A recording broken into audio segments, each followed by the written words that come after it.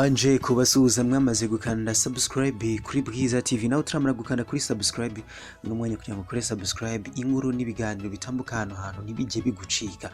Muri iki gitondo ngiye kwereka ku nkuru zigera kuri ebyiri aho Mineduc yafunze andi mashuri amashuri 20 yaje kuba afungwa. Ndubuze kugaruka ku nkuru y'umusirikare washakishwaga kugeza kuri ubu ngubu yamaze gutabwa muri yombi. Reka mere kuri iyi nkuru ya Mineduc.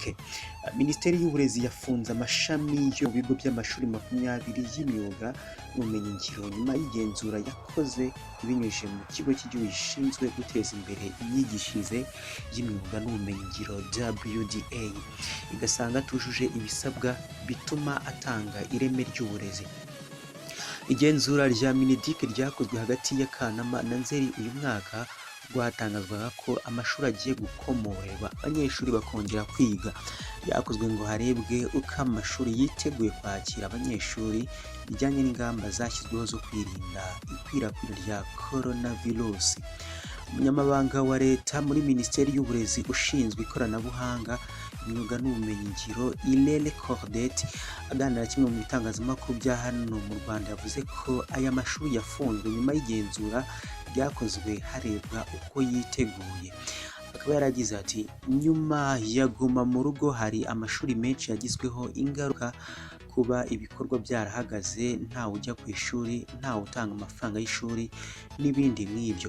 Twaravuze tuti muri iki gihe tutabwira abanyeshuri ngo musubire ku ishuri tutigeze tunareba ese amashuri yacu ahagaze ate. Nyuma y'igenzura amashami yo mu bigo by'amashuri 20 niyo yafunzwe kuko yasanzwe afite ibibazo bijyanye n'ireme ry'uburezi. Yakomeje ati amashuri twaretse ngo akomeze akore nayo sinavuga ko yujuje ibyo twifuza 100%, ariko hari ibyo utashoboraga kwihangana cyane cyane bigendanye n'ireme ry'uburezi. Abo bana barigira he? Aho bigira hameze hati? Iki gihe cya COVID-19 tuvuga iby'isuku, ibyo guhana intera, ukagera ku masomo ubwayo. Ntushobora kwigisha ubumenyi ngiro utagira workshop. Ese yo irimo iki? Ese abarimu ufite bahuguriwe ibyo bigisha? Bafite izihe mpamyabushobozi? Ese barabyemerewe? Ese mu buryo bwo kwigisha hakurikijwe ibyo umuntu ashoboye aho kuba ubumenyi gusa bafite ayo mahugurwa barayahawe? Irere yavuze ko basanze badakwiye kubeshya abanyarwanda ko bakomeza kwiga muri ayo mashuri nyamara yugarijwe n'ibibazo bikomeye. Ati twasanze hari amashuri ari ahantu kenshi hatandukanye mu gihugu hirya no hino, tudashobora kubeshya abanyarwanda cyangwa abanyeshuri ngo tubabwire mukomeze mwigire aha kandi natwe twabonye ikibazo. Mineduc yahagaritse amashuri 15 ariko andi 5 ntiyigeze asaba kongera kwemererwa kwigisha ngo asurwe, agenzurwe, hasuzumwe niba yujuje ibisabwa abone kongera gufungura.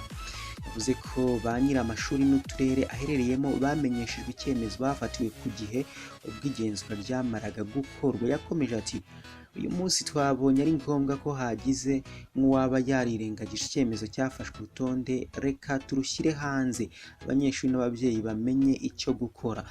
Amashuri yafunzwe n'ayo mu turere dutandukanye tw'igihugu azongera kwemererwa kwakira abanyeshuri mu mashami atandukanye maze kuzuza ibisabwa. Minisiteri y'Uburezi yamenyesheje abanyeshuri bazakomeza kwiga mu mashuri yafunzwe ko batazakora ibizamini bya leta cyangwa se ngo basinyirwe impamyabushobozi zabo. Ba nyirayo basabwe kwegera ubuyobozi bwa Mineduc ngo abanyeshuri bayigagamo bafashwe kubona ibindi bigo. Abanyarwanda bibukijwe kuzirikana ko mbere yo kugana amashuri y'imyuga n'ubumenyingiro bakwiye kubanza kumenya ayemewe anafite ibyangombwa mbere yo kohereza abanyeshuri.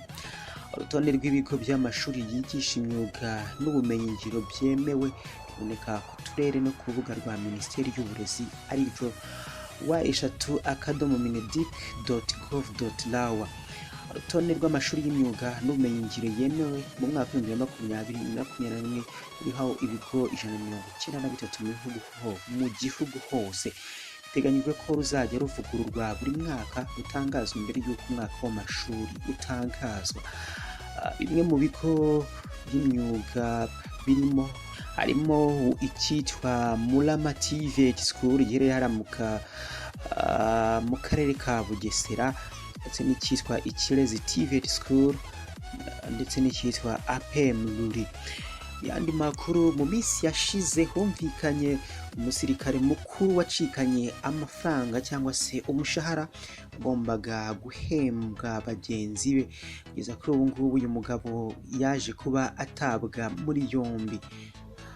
Ku wa gatatu tariki ya 16 Ukuboza, ingabo za Repubulika Iharanira Demokarasi ya Kongo FARDC zatangaje ko zafashe Majoro Sukami Wili wari waburiwe irengero atwaye umushahara w'ingabo zigize umutwe udasanzwe washyiriweho kurwanya umutwe witwaje intwaro wa ADF. Iburirwa irengero ry'uyu musirikare mukuru mu ngabo za Repubulika Iharanira Demokarasi ya Kongo FARDC ryabaye kuwa 26 Ukwakira, aho bivugwa ko yari yibye angana na miliyoni 172, kuvuga miliyoni 83 mu mafaranga y'u Rwanda. Anthony Mwarushayi, umuvugizi w'umutwe udasanzwe ushinzwe kurwanya umutwe wa ADF muri Kivu y'Amajyaruguru, Sokola et Grand Nord Kivu, yemeje aya makuru yitabwa muri yombi ry'uyu musirikare. Yagize ati, uyu musirikare mu mutwe wa S1 yari yazimiye kuva ku ya 26 Ukwakira, afite ibahasha irimo arenga 172,000 y'amafaranga hariya muri kiriya gihugu yagenewe kwishyura abasirikare bagize uyu mutwe. Ibyo akurikiranyweho bizashyikirizwa ubushinjacyaha bwa gisirikare bwa Beni kugira ngo bakore iperereza. Mu minsi ishize nibwo ibibazo byo kunyereza amafaranga yagenewe igisirikare mu karere ka Beni byamaganywe n'itsinda ry'abadepite mu nteko ishinga amategeko ya Kongo Kinshasa. Tugarutse hano mu Rwanda, mu karere ka Musanze, uwari gitifu yatakambiye urukiko ku byaha aregwa aratsemba ku cyo gutanga ruswa.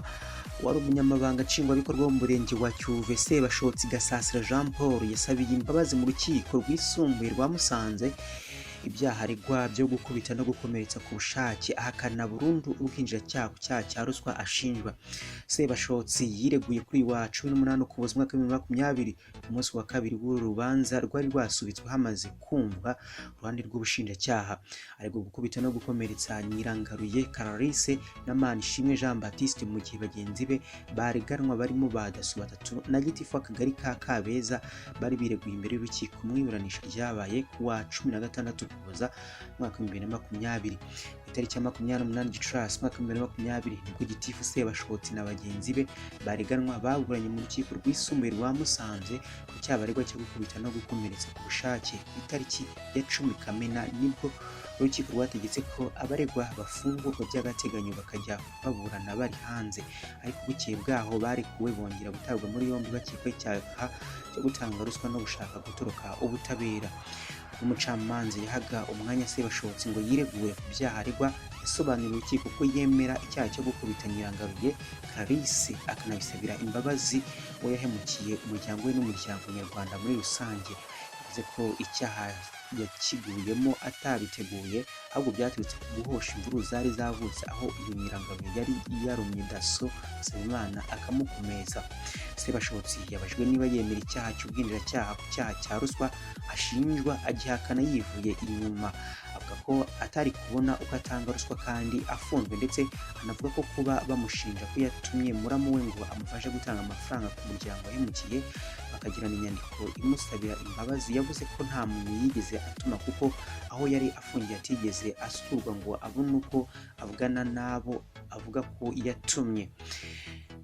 Yasabye urukiko kuzagira ubushishozi ku cyaha cya ruswa areganwa na bagenzi be kuko kitigeze kibaho, ndetse n'abakiregera nta bimenyetso bifatika bagaragaje usibye kugendera ku nyandiko yanditswe na se w'abahemukiwe wavuze ko yahawe amafaranga ngo yiyunge n'abamuhemukiye, abana be akayanga ngo bakamubwira ko bazayatanga ku rukiko bakabarekura.